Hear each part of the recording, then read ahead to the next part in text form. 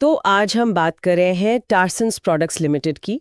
Labware industry में ये एक जाना माना नाम है, करीब 40 साल से ज्यादा का अनुभव है इन्हें। हाँ, क्वालिटी और इनकी जो प्रोडक्ट रेंज है वो काफ़ी विस्तृत है। बिल्कुल। और आज हमारी चर्चा का आधार है इनकी फरवरी 2025 की इन्वेस्टर प्रेजेंटेशन और केयर रेटिंग्स की रिपोर्ट जो उसी समय आई थी। ठीक है। तो मकसद यही है कि इन डॉक्यूमेंट्स से समझें कि कंपनी का हालिया प्रदर्शन कैसा रहा है, ये जो नेरबे का अधिग्रहण हुआ वो कितना स्ट्रेटेजिक है और आगे क्या दिशा दिख रही है। हाँ, चलिए देखते हैं इन रिपोर्ट्स में क्या है। तो अच्छी खबर से शुरू करते हैं। टार्सन्स ने Q3 और पहले 9 महीनों मतलब फिस्कल ईयर 25 के उसमें अपना अब तक का हाईएस्ट कंसोलिडेटेड रेवेन्यू दर्ज किया है। अच्छा, क्या आंकड़े हैं? Q3 में 95.7 करोड़ और 9 महीनों का 279.7 करोड़। काफी सॉलिड ग्रोथ लग रही है ये तो। हाँ, ये आंकड़े तो अच्छे हैं, पर ये देखना होगा कि ये ग्रोथ आ कहाँ से रही है। Q3 में अगर देखें तो कंसोलिडेटेड रेवेन्यू का करीब 55% डोमेस्टिक से था और बाकी 45% एक्सपोर्ट से। बिल्कुल। और उस एक्सपोर्ट वाले हिस्से में नेरबे अधिग्रहण का बड़ा योगदान है। अकेले Q3 में नेरबे से करीब 19.5 करोड़ रुपए का रेवेन्यू जुड़ा। अच्छा, तो लगभग आधा एक्सपोर्ट रेवेन्यू वहीं से आ गया। हाँ, काफी हद तक। और 9 महीने के आंकड़ों में भी यही ट्रेंड है। 53% घरेलू, 47% विदेशी, जिसमें नेरबे का हिस्सा 59 करोड़ रुपए रहा। तो साफ है कि विदेशी बाजार खासकर नेरबे के जरिए रेवेन्यू बढ़ाने में मदद कर रहा है। लेकिन प्रॉफिटेबिलिटी का क्या? वहाँ तस्वीर थोड़ी अलग है ना? मैंने देखा Q3 में PAT मतलब टैक्स के बाद वाला मुनाफा वो गिरा है। हाँ, वो गिरा है। उसकी मुख्य वजह बताई गई है डेप्रिसिएशन। पंचलौला प्लांट में नई एसेट्स कैपिटलाइज हुई हैं तो उसका डेप्रिसिएशन बढ़ गया। लेकिन अगर सिर्फ स्टैंडअलोन यानी सिर्फ इंडियन बिजनेस को देखें तो कैश PAT असल में 15.5% बढ़ा है। अच्छा, तो कोर बिजनेस में कैश फ्लो ठीक रहा है। हाँ, पर 9 महीने के कंसोलिडेटेड ईबिटा मार्जिन पर दबाव है। उसके कई कारण हैं। एक तो वो वन ऑफ खर्चा था। हाँ, वो मशीनरी वाला। जी, ट्रांजिट में मशीनरी डैमेज हुई थी, उसके लिए 9.5 करोड़ रुपए का प्रोविजन।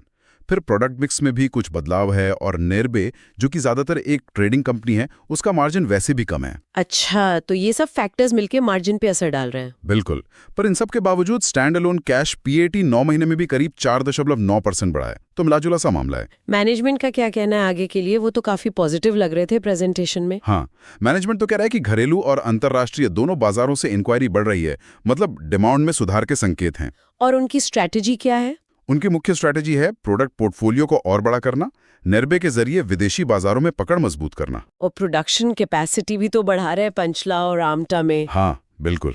नई फैसिलिटीज से कैपेसिटी बढ़ाना और ऑपरेशनल एफिशिएंसी बनाए रखना, ये सब उनके प्लानिंग में है। ये नर्बे वाला अधिग्रहण कितने का था और कैपेक्स कितना बड़ा है? नुरबे अधिग्रहण करीब 98 करोड़ का था और इसके लिए जैसा केयर रेटिंग्स ने बताया है, सब्सिडरी ने 97 करोड़ का टर्म लोन लिया है। ओ, तो पूरा लोन से फाइनेंस किया है लगभग। और इसके अलावा कंपनी करीब 800 करोड़ का एक बड़ा कैपेक्स कर रही है। ये FY26 तक पूरा होने की उम्मीद है। 800 करोड़, ये तो काफी बड़ा अमाउंट है उनके साइज के हिसाब से। इसमें क्या क्या शामिल है? इसमें मौजूदा प्रोडक्ट्स की कैपेसिटी बढ़ाने के साथ साथ सेल कल्चर जैसे नए एरिया में एंट्री है और आमटा में एक रेडिएशन प्लांट और वेयरहाउस भी बना रहे हैं। ये तो बड़े प्लान्स हैं। ग्रोथ के लिए जरूरी होंगे, पर रिस्क भी तो होगा इनमें। बिल्कुल, इम्प्लीमेंटेशन रिस्क तो रहता ही है इतने बड़े प्रोजेक्ट्स में, टाइम पे पूरा करना और फिर उसे मुनाफे में लाना। अब जरा क्रेडिट रेटिंग की बात करते हैं। केयर रेटिंग्स ने रेटिंग घटाई है ना? हाँ, फरवरी 2025 में लॉन्ग टर्म बैंक फैसिलिटीज की रेटिंग केयर A+ से घटाकर केयर A कर दी। आउटलुक हालांकि स्टेबल रखा है। रेटिंग क्यों घटाई, क्या वजह बताई? मुख्य वजह थी FY24 और इस साल के पहले 6 महीनों में ऑपरेटिंग मार्जिन में कमी और ROCE मतलब रिटर्न ऑन कैपिटल एम्प्लॉयड उसका गिरना। अच्छा, एजेंसी ने कंपनी की ताकतें मानी हैं, जैसे उनका लंबा अनुभव, मजबूत brand, diversified products, distribution network, ये सब पॉजिटिव हैं। लेकिन कमजोरियां भी गिनाई होंगी। हाँ, उन्होंने हाईलाइट किया है कि ऑपरेशनल स्केल अभी भी सापेक्ष रूप से छोटा है, हालांकि बढ़ रहा है। मार्जिन पर प्रेशर है, वर्किंग कैपिटल साइकिल लंबा है, खासकर इन्वेंट्री लेवल ज्यादा होने की वजह से। और ये जो बड़ा कैपेक्स हो रहा है उसका प्रोजेक्ट रिस्क मतलब पूरा होने और स्टेबल होने का रिस्क। स्टेबल आउटलुक का क्या मतलब है फिर? स्टेबल आउटलुक ये दिखाता है कि एजेंसी को उम्मीद है कि कंपनी अपना रेवेन्यू लेवल बनाए रखेगी और कैश फ्लो पॉजिटिव रहेगा।